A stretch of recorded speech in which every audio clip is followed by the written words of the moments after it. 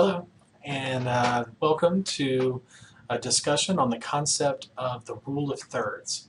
The rule of thirds is a basic concept learned by photography students and is employed in a lot of pictures. And like many rules, it can certainly be broken, and a lot of times it is, and a lot of times it's effective. But for the most part, the rule of thirds is a very useful tool, useful concept to help a photographer develop composition in their photos.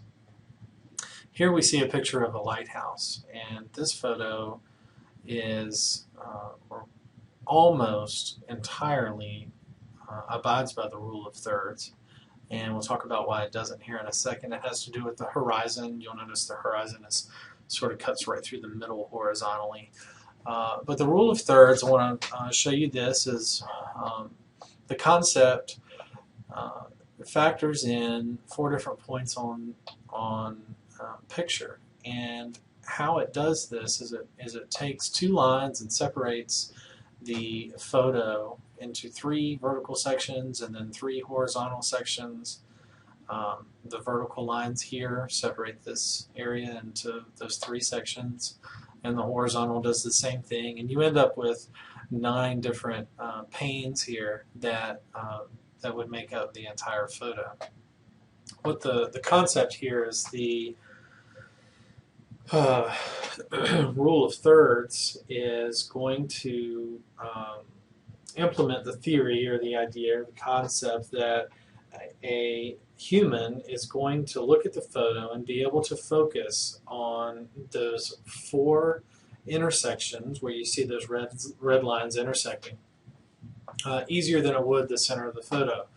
Our inclination maybe sometimes is to take a photo and put the subject at the center of that picture, but the rule of thirds suggests that there are 4 points that the human eye is going to be able to focus a little more effectively. So that's what we do, and we've seen this be effective over and over again. So let's take a couple of examples of pictures that have maybe implemented the rule of thirds.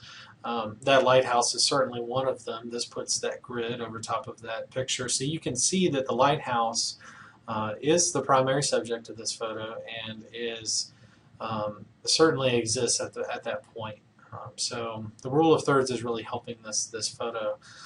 Also, most of the land exists along that left vertical line, along with the lighthouse, and so that's an interesting attribute here. But I did mention before that the horizon is it's almost right in the middle of the photo, and we'll see in just a second that horizon is it doesn't necessarily have to be on one of those lines, but it's actually a pretty useful tool to help us guide where the horizon might be in the photo, as to either put it at one horizontal line or the other. So in this picture, a very effective picture here, we have a lot of depth. There's a waterfall, which would be our primary subject here, and it exists at one of those 4 points, the top right there.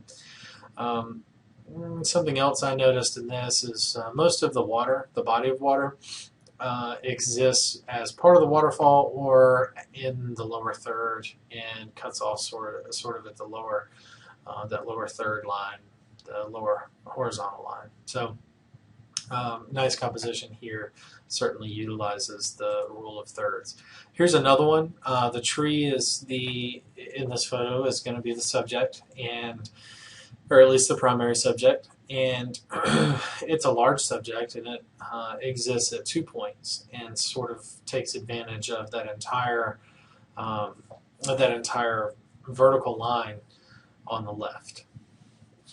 Something else that's noteworthy on this is the horizon is placed almost precisely at the lower horizontal line, which really helps to add depth to a photo, and helps with the composition overall, especially in nature, if you have a very pronounced horizon, as this picture does. This picture here, without the graph, you can probably tell where the rule of thirds comes into play. Most notably, that horizon between the sky and the land obviously is at the or very close to the upper what would be that upper line, upper horizontal line. There's sort of a secondary horizon here that's right in the middle. That's not quite as evident, but it helps to add some depth. But it's right in the center of the photo, so the rule of thirds is not really employed there, but it is for the that upper horizon, which is it's a really nice photo. It doesn't change much left to right, but the photo has a lot of contrast vertically, so utilizing that horizon helps. This photo does not use this. This is not an example of a photo that uses the rule of thirds, and although the force is very strong with this photo, the rule of thirds is not very strong in this photo. So I hope this has been useful, and hopefully you can hopefully you can find the rule of thirds helpful the next time you're taking some photos.